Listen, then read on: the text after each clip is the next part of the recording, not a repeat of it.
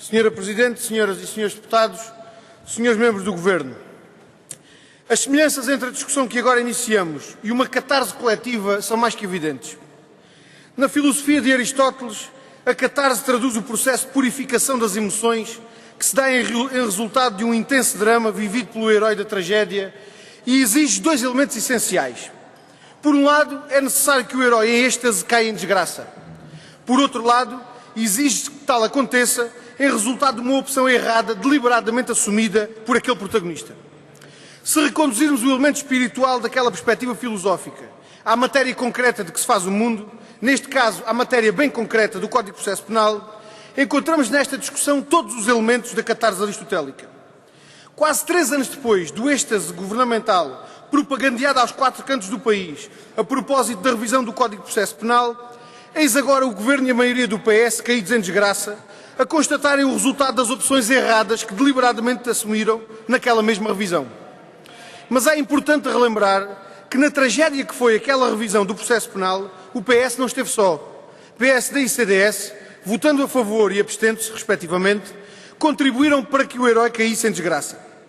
O problema, senhoras e senhores deputados e senhores membros do Governo, é que o drama desta catarse é vivido diariamente no nosso sistema de justiça pelos magistrados, advogados, órgãos de polícia criminal e funcionários judiciais que todos os dias têm que se confrontar com uma lei processual penal que não contribui para a celeridade de justiça nem para a eficácia do combate ao crime. Hoje que fazemos esta discussão procurando corrigir os erros cometidos em 2007, importa que tenhamos bem presente a memória do que foi essa revisão legislativa para que as decisões possam desta vez ser mais acertadas. E importa relembrar que precisamente no dia 20 de julho de 2007, a quando da votação final global da alteração ao Código de Processo Penal, o PCP evocou para plenário da Assembleia da República a discussão das alterações do segredo de justiça. Na altura, denunciámos o erro que essas alterações significavam e alertámos para os problemas que, infelizmente, as mesmas vieram a criar nos nossos tribunais e que tanta tinta fizeram já correr. Não temos no PCP nenhum poder especial de adivinhação, mas acabámos por cumprir o papel do coro que na tragédia grega alerta para o desfecho dramático da história. Tal como acontece com os heróis das tragédias gregas, também o PS não nos quis dar ouvidos e por isso aqui estamos hoje a tentar recuperar o tempo perdido. As propostas que o PCP apresenta hoje à discussão visam, no essencial, 2 objetivos centrais.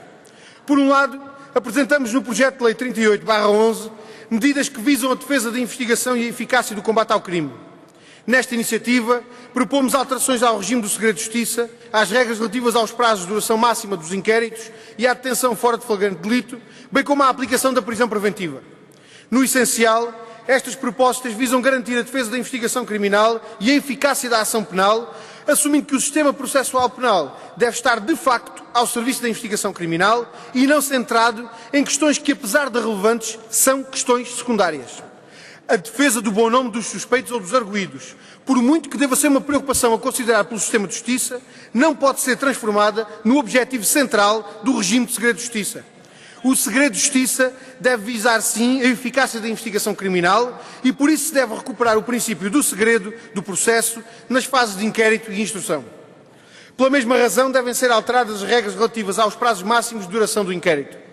A celeridade na administração da justiça não se pode tornar um objetivo a atingir a todo o custo, particularmente se desconsidera a complexidade da criminalidade mais grave e organizada e vota ao insucesso a ação das autoridades que lhe procuram dar combate.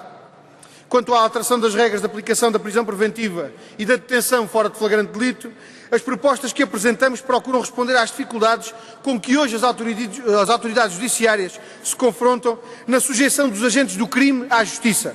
Dificuldades essas que geram algum sentimento de impunidade e de ineficácia da justiça. No projeto de lei 178/11, prevemos um conjunto de alterações que visam a garantia da celeridade no julgamento dos processos de crime, particularmente da criminalidade menos grave e em que houve detenção em flagrante delito ou a prova é de mais fácil obtenção. Estamos em crer que as alterações que propomos às formas de processos especiais, sumário, abreviado e sumaríssimo, permitirão a sua utilização de forma generalizada nos tribunais portugueses, criando condições para o julgamento rápido da criminalidade de menor gravidade, libertando os próprios magistrados para tarefas de maior complexidade ou que exijam maior disponibilidade.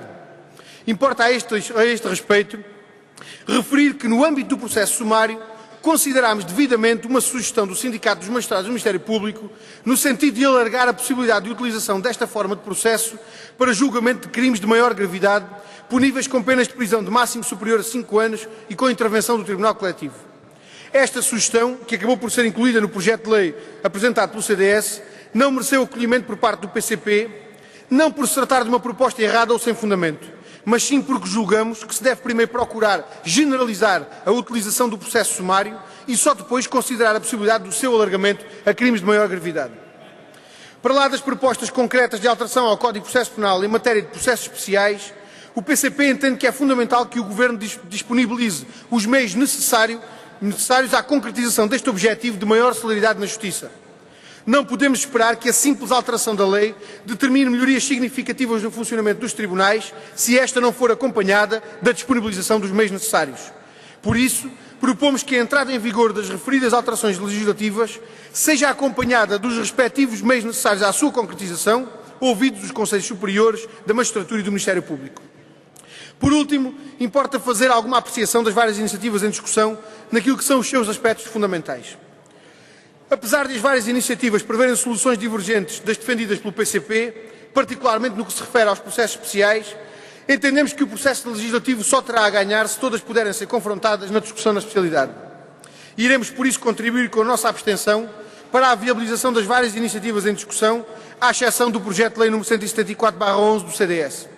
Tendo em conta que esta iniciativa prevê medidas que dificultam o acesso à liberdade condicional, com as quais não estivemos de acordo em discussões anteriores, votaremos contra o referido projeto de lei. Quanto à proposta de lei do Governo, é de lamentar que este tenha identificado alguns dos problemas centrais das alterações introduzidas em 2007, mas teme em não efetuar as correções necessárias.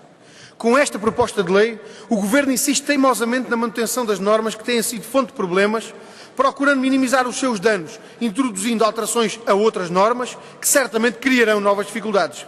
Vejam-se, a título de exemplo, as alterações propostas pelo Governo ao artigo 1º do Código de Processo Penal.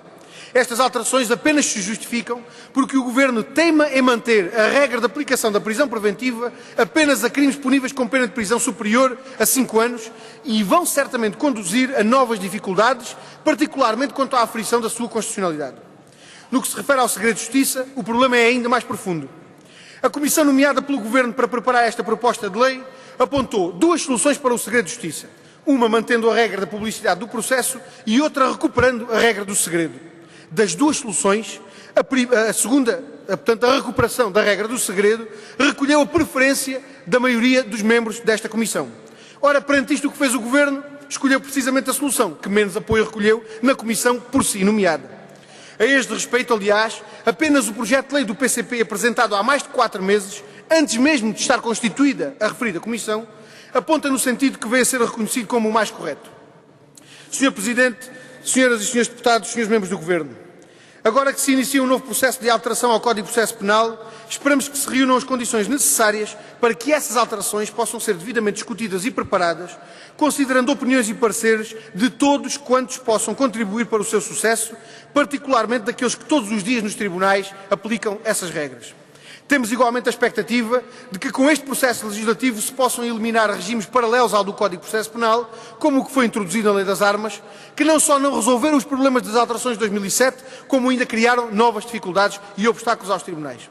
Da parte do PCP, contribuiremos de forma séria e empenhada para que desta catarse que agora fazemos possa resultar um processo legislativo que evite a continuação da tragédia grega em que o Governo enredou o combate ao crime em Portugal. Disse.